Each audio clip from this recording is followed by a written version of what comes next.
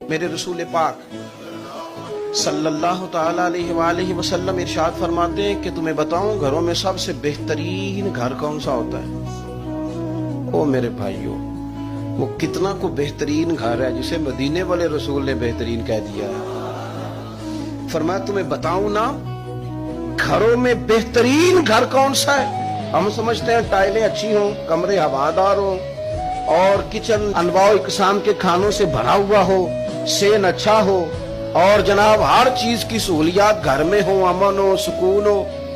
نہیں، حضور فرماتے ہیں مجھ سے پوچھو نا بہترین گھر کون سا ہے؟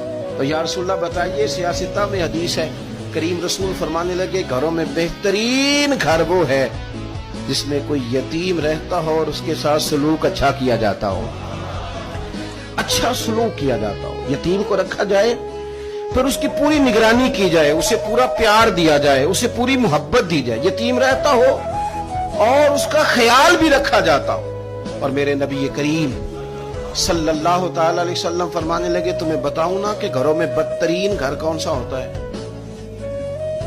بدترین گھر کون سا ہے؟